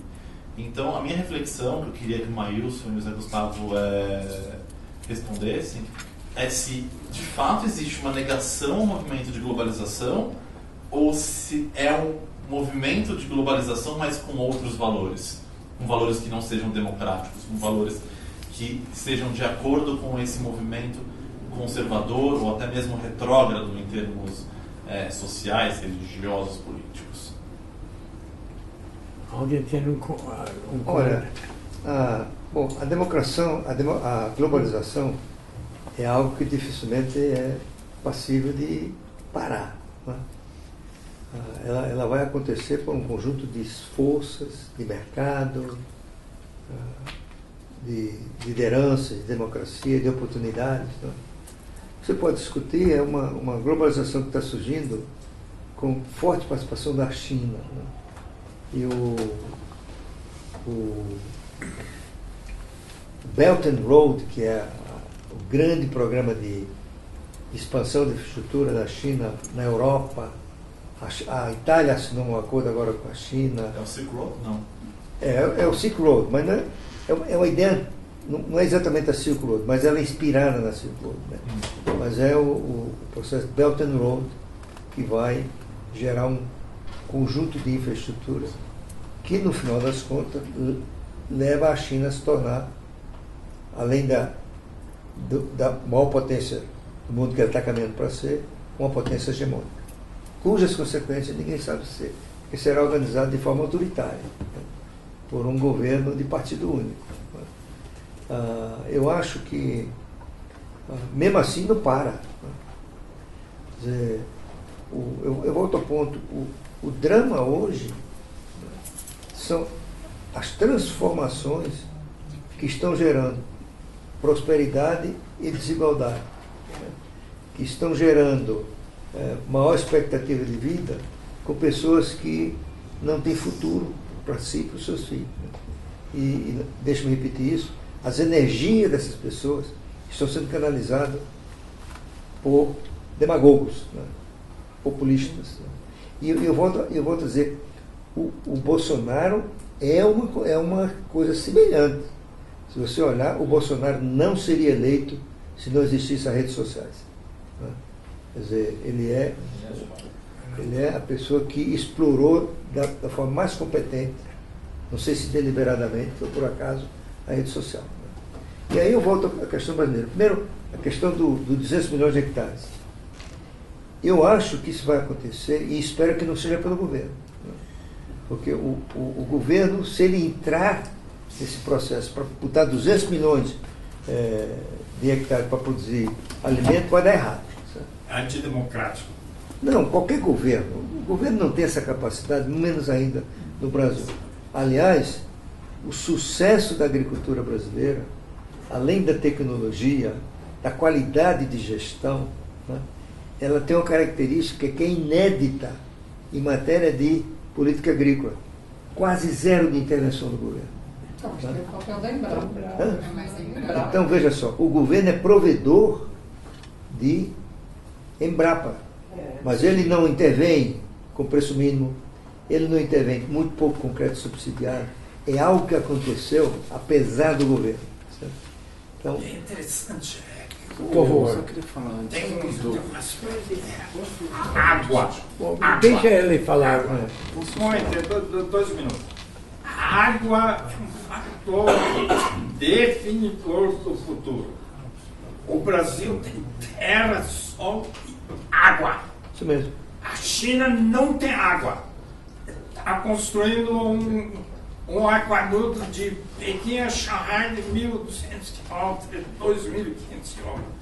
Então, o Brasil é privilegiado, é um país privilegiado.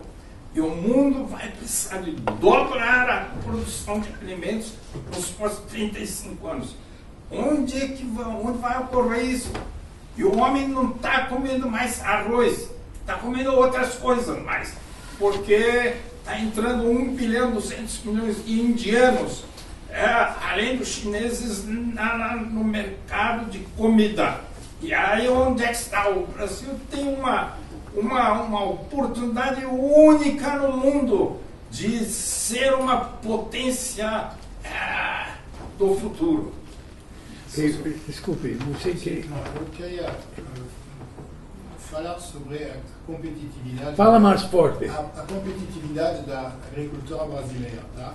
A agricultura brasileira tem uma revolução fantástica, a Embrapa ajudou, tem crédito subsidiado, mas tem que considerar uma coisa. A agricultura brasileira é o setor econômico brasileiro que menos impostos tem.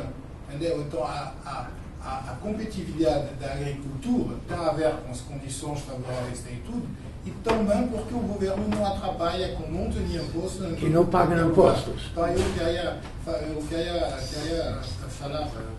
isso daqui, porque eu acho profundamente que não é bem considerado. Todo mundo fala, agricultura brasileira. Não, porque não tem imposto, quase nenhum. Por isso, a indústria brasileira poderia ser muito boa. A gente visita fábricas de automóveis hoje, elas estão tão bem gerenciadas, automatizadas do que as outras. Por que os carros são muito mais caros?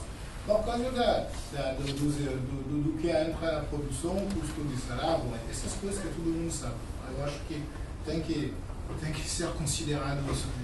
Entendi. A agricultura brasileira não paga imposto? Quase nenhum. Não, que é isso? Paga muito pouco. Não. A agricultura brasileira paga ICMS, que é um imposto perverso. Sim, mas nem todo mundo paga, muito pouco, tem um monte de gente que não está no meio. Olha a carga tributária que está em cima da agricultura brasileira, inclusive nas exportações. Mas a competitividade da agricultura brasileira não depende disso. Pagar menos não, mas é um componente. Eu concordo que mas ela é muito performante em relação à indústria por causa de que ela não é atrapalhada pela carga tributária. Não estou falando que ela está ruim nem nada. Estou falando que, em contraste, quem está pagando o consumo e a indústria, a agricultura quase paga nada de imposto. Não, mas no sistema de tributação indireta não é a agricultura que paga. Nem na França, nem nos Estados Unidos, nem em canto nenhum do mundo. Quem paga imposto de consumo é o consumidor. Do preço aqui em relação à Ford, estou falando da competitividade, que todo mundo se maravilha que o único setor competitivo mundialmente no Brasil é a agricultura. E é verdade, mas porque ela é muito pouco... Não, eu discordo. Eu discordo. O tributo tem participação quase nula na competitividade da agricultura. Até porque, deixa-me repetir, imposto de consumo, quem paga não é o produtor, é o consumidor. O produtor é apenas o responsável pela arrecadação.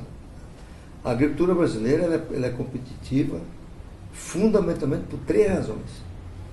A primeira, tecnologia. Ou seja, tecnologia que começa na produção de sementes de alta qualidade da Embrapa. A segunda, a qualidade das pessoas que fazem agricultura hoje no Centro-Oeste, que são os migrantes do Rio Grande do Sul, Santa Catarina, Paraná, São Paulo. E terceiro, no conjunto disso tudo, produtividade. 94% do crescimento da agricultura nos últimos 30 anos se explica por produtividade. Não é porque ela paga pouco imposto. Realmente é a primeira vez que eu ouço essa explicação. Porque ninguém está olhando isso, mas eu acho que tem um papel grande. Não estou falando que o que você colocou não é verdade. Pelo contrário, eu sei muito bem, mas está amplificado pelo fato de ela não pagar imposto. Isso não é um imposto, mas a agricultura ela tem uma penalidade, essa agricultura, principalmente do Centro-Oeste, que é uma logística que a onera estupidamente. O custo de escoamento disso é absurdo. Olha, mas eu acho que a gente está... Só para dar um tom... Você está perdendo mercadoria. Um tom otimista. O Norma disse que eu deixei de ser otimista. Eu vi outro dia uma definição do Jacques Attali, que foi um político francês que presidiu o Banco de Desenvolvimento da Europa depois do fim da União Soviética, que se criou esse banco lá. Ele dizia o seguinte: você é otimista ou positivo. Certo? O que é ser positivo? É você acreditar que existem condições para uma transformação. Desde que, então, você estabelece condições para que aquele potencial se materialize. Então, se você pensar desse lado, eu acho que não há razão para ser pessimista. O Brasil tem, apesar de todos os problemas, uma indústria muito diversificada. O Brasil produz a 3ª fábrica de aviões do mundo. São Paulo e arredores constitui a 2ª maior cidade industrial da Suécia e a 1ª da Alemanha. Então, o Brasil tem o setor de agronegócio e mineral altamente competitivo no país. Terceiro, o Brasil tem um sistema financeiro muito sólido, muito sofisticado, caminhando por uma transformação impressionante, fruto de inovações institucionais, o cadastro positivo, a duplicata eletrônica, as plataformas digitais. Nós estamos caminhando para quebrar a concentração no crédito no Brasil. Isso já está contratado. Os bancos grandes vão ter competição nos seus calcanhares, pelas plataformas digitais, pelo iPhone, pelo celular digital. E o Brasil tem, para coroar tudo isso, ao que construiu nos últimos 30 anos, que são instituições.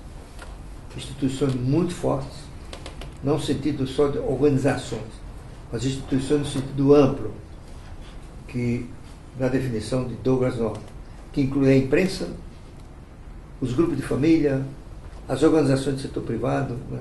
E esse conjunto de instituições já foi testado em diferentes oportunidades e reagiu adequadamente, produzindo o que dele se espera. E o Brasil atingiu o estágio, ninguém garante que é eterno, né? E que a renovação das lideranças do país passou a ser feita de forma pacífica, pelo voto, pelo impeachment, pelo exercício da capacidade de protestar, de ir às ruas. Né? A accountability do Brasil se ampliou consideravelmente do ponto de vista político.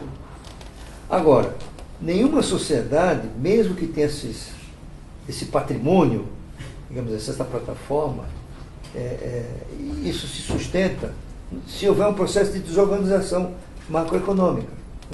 Se voltar a inflação, a confiança cair, a ineficiência aumentar, a produtividade cair ainda mais, eu acho que nós estamos em maus lençóis. Não é para sempre, mas esse é um risco que a gente tem que considerar. E o governo Bolsonaro não está preparado para enfrentar esses desafios. A gente tem que... Queria só fazer uma... Sim, por favor. Desculpe, não, uma consideração sobre essa questão, a questão anterior da educação. Eu concordo plenamente que é um desafio muito grande. O Harari, ele diz isso, né? Teremos gerações inteiras que ficarão defasadas. E ele diz também que esse vai ser um grande problema, no sentido de que, como ele diz também, nós vamos ter uma geração grande de pessoas que não vão ser absorvidas pelo mercado de trabalho. Então não é só um desafio só da educação, é para ser um desafio civilizatório nosso. E eu queria só reforçar no sentido das lideranças, porque hoje eu tenho trabalhado com as jovens lideranças, várias eleitas, várias que não foram eleitas, e a pluralidade, a capacidade de produção intelectual, de reflexão, de sociedade, de muitas das jovens lideranças é muito grande. A quantidade, às vezes elas não respondem necessariamente na mesma linguagem das instituições.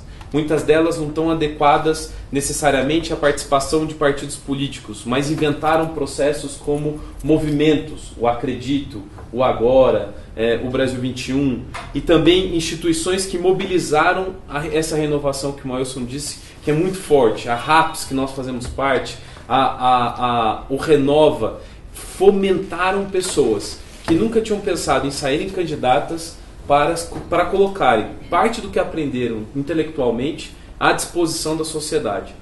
E tem uma geração muito grande. Talvez a comunicação difusa e a quantidade de coisas que acontecem não demonstrem isso. Mas eu acredito, muitos dos meus colegas que estão eleitos hoje, como a Tabata Amaral, o Vinícius Foit, o Daniel José, a Marina Elou, muitos deles, a formação agora também no Congresso, para estarem em cargos de tomada de decisão no Executivo logo menos.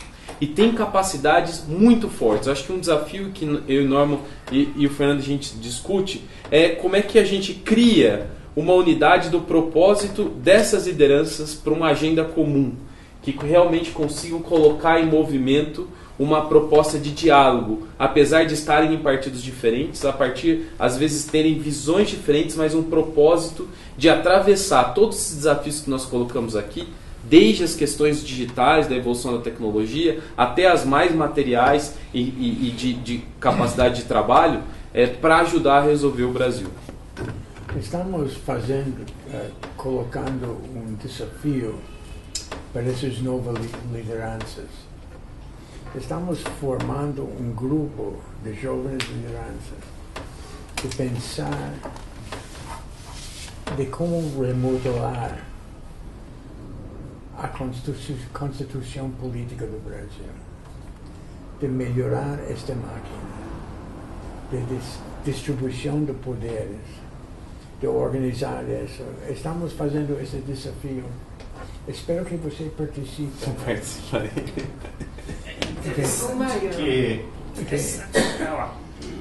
A componente feminina está aumentando, né? interessante isso. Você queria falar? Não, já passou a provocação. Mais contribuições. Sim, por favor. Isso vai tanto para Nailson quanto para o Gustavo. Fala mais forte. Perdão, desculpa. Se a gente parar para pensar no que o Nailson falava sobre o futuro do trabalho e a contribuição da inteligência artificial para isso, muito do que tem se voltado ao desenvolvimento de softwares, por exemplo, para desenvolver o trabalho, ou como você citou, gestão no centro de distribuição da Amazon, ia retirar 90% de custo do trabalho de operários, e isso ia deixar 90% de um CD desempregado. E se a gente parar para pensar no futuro em que as grandes companhias, ou então até as médias, seriam geridas por inteligência artificial, a gente teria a maior parte do mundo em busca de trabalho. Além de não ter qualificação para isso, a gente precisaria talvez de uma revolução econômica no mundo. O que vocês pensam sobre isso? Eu acho que esse é o grande desafio dos tempos atuais. Né? O avanço da tecnologia, deixa eu repetir, especialmente da inteligência artificial, ele está criando legiões de abandonados. Né? E o desafio é como preparar essas pessoas para serem úteis, encontrarem trabalho e não se tornar massa de manobra dos populistas. Você não tem como deter isso. A revolução da inteligência artificial veio para ficar. Né? E ela cada vez mais se dissemina, porque, por exemplo, empresas como a Microsoft se deu conta de que ela pode ser uma grande provedora de inteligência artificial.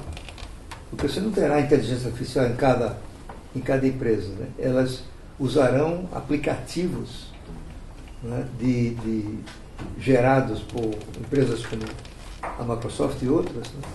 E isso vai se disseminar cada vez mais. Né? Por isso que eu acho que essa é uma das grandes preocupações dos tempos modernos.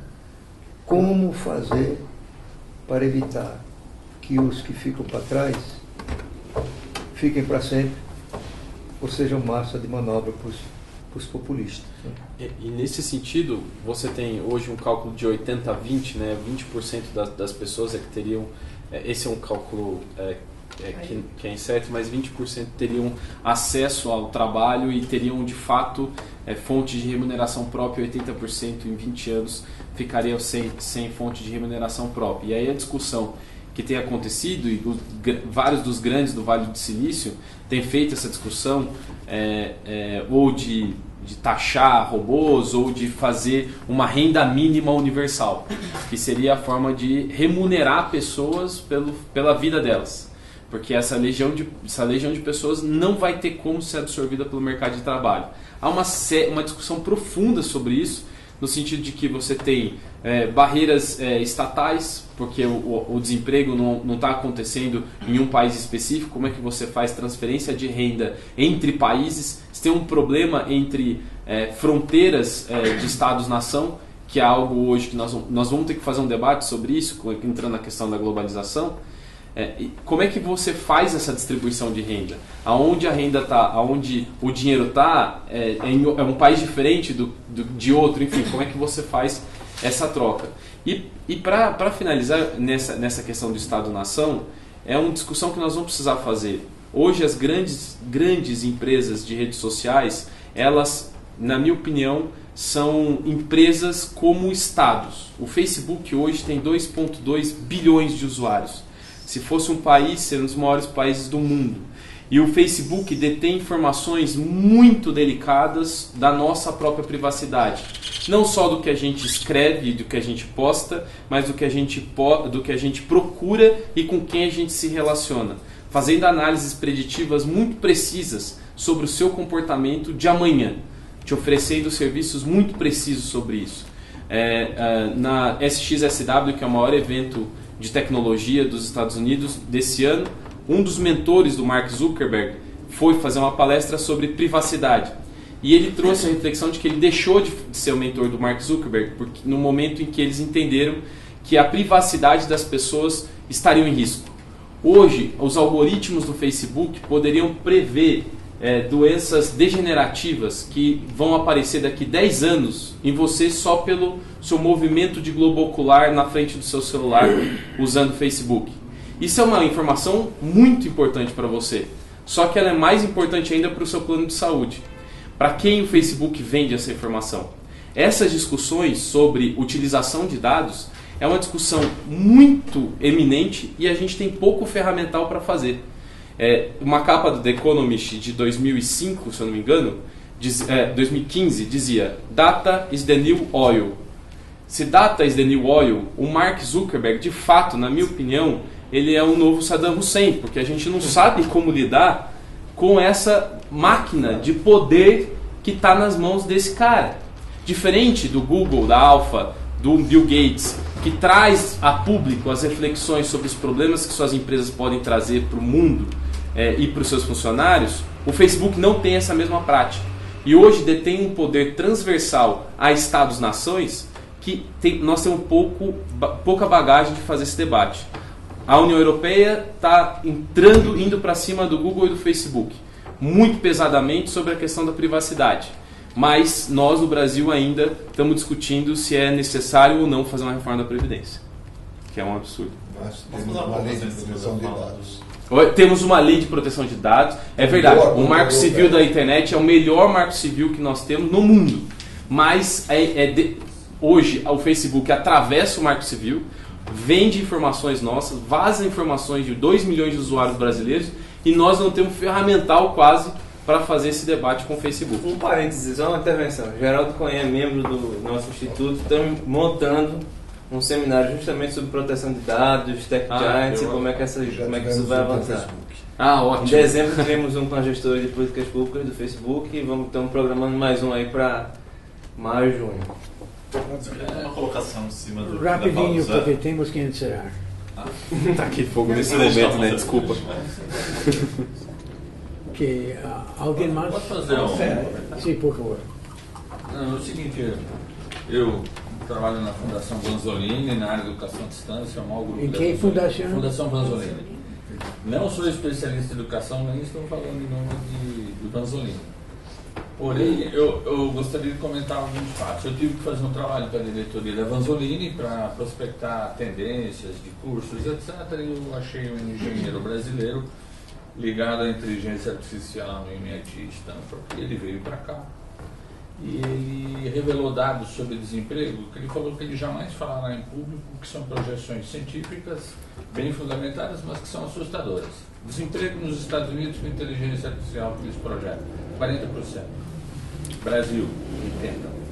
Ele supervisiona um grande hospital brasileiro na área de diagnóstico de câncer por imagem. Ele supervisiona e conversou com o chefe de todos os médicos pós-graduados que olham imagens e interpretam. São 25 médicos num grupo só. Resposta do supervisor: eu posso admitir 23. Não demito 2 porque a lei não me permite que a inteligência artificial assine um laudo. A inteligência artificial é melhor do que os meus médicos. Aí volta a pergunta para o professor Machado. A educação para preparar para o quê? Ninguém sabe o futuro. Aí mais uma observação, a última. Professor Roberto, agricultura. Trabalhei com um engenheiro que é a pessoa que concebeu o conceito de tecnologia flex. Tá? Que depois a Bosch acabou porque o governo do estado pediu para ele parar com o projeto. E conversando com ele, eu falei, puxa, se o senhor desenvolveu isso, o Proálcool vai voltar, o Brasil vai se desenvolver na agricultura, nós temos sol, temos terra. Ele falou, sim, isso é verdade, mas eu também estou acompanhando um projeto de um investimento brasileiro nos Estados Unidos, onde bactérias fazem 2 combustíveis, álcool e querosene. No dia que você fizer isso num prédio, o que vale a terra no Brasil e o sol? Nada. Certo? Então a coisa é mais complexa ainda. E a outra é que eles estão pegando células de hemoglobina e estão transformando em bife. Como é que vai ficar a nossa... Não, é vegetais. Vegetais. São vegetais. Bom, tudo bem, são vegetais. Vira carne. O negócio é mais complicado. Então, minha pergunta sobre educação é: a educação vai preparar para um negócio que ela não sabe o que vai ser? Minha opinião é preparar as pessoas para fazer diagnóstico, interpretar as coisas, tomar decisão e ser o que Deus quiser. Você queria falar? Eu queria primeiro parabenizar. Eu acho que esse evento aqui valeu o trânsito. Que bom, isso é uma marca. Tem dois assuntos que eu não proponho discutir mais agora. O primeiro foi citado aí, é o problema do desemprego, que no meu entender é um enigma, mas é um fenômeno estrutural que vem aí pela frente e, como o Dr. Mailson fala, né, como é que se vai trabalhar isso? Eu acho que isso mereceria um painel de discussão importante. O outro, o Dr. Roberto falou do cerrado, e no aproveitamento do cerrado para geração de alimento. Eu tenho informação de um cientista da terra do professor Mailson, de que o cerrado é o grande captador de água que vai alimentar o nosso grande rio subterrâneo, né? E que, ao substituir a vegetação existente, que é uma vegetação que percola, ela traz a água para os subsolos, você perde essa característica e poderia desertificar em algumas décadas. Vamos dizer, eu acho que é um outro assunto que mereceria uma discussão com algum especialista no assunto, na região e tal.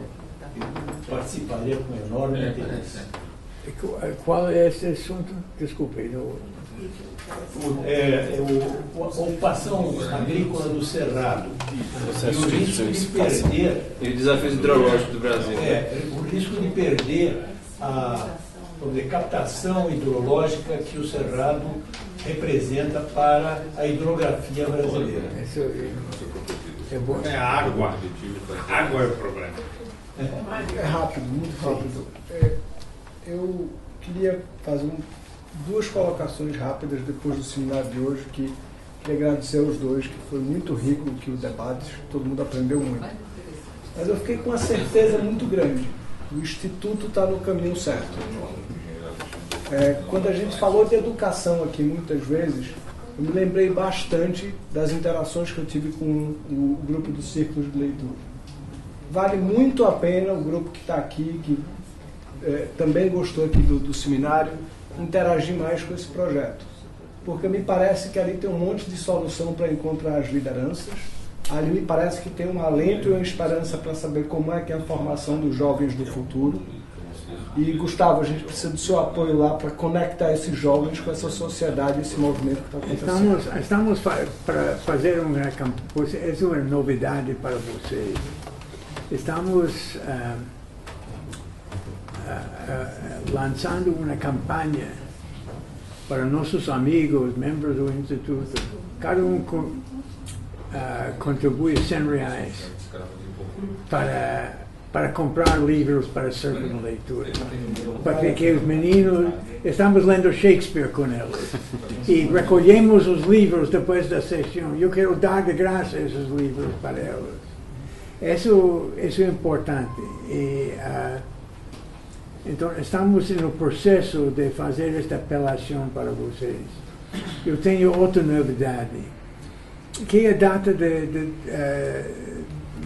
sobre a classe CDI, você lembra? 6 de maio. 6 de maio. Vamos ter um seminário muito importante sobre a classe CDI. Um estudo pioneiro, que eu acompanho isso um pouco de tempo, um bocado de tempo. Temos convivido com esses problemas. Mas nunca vi um estudo científico desta profundidade sobre a classe CDI, como está melhorando a vida deste povo e os desafios que elas enfrentam. Então, dia 6, segunda-feira, dia 6. Segunda-feira, vocês estão convidados. Muito obrigado a todos. Muito obrigado.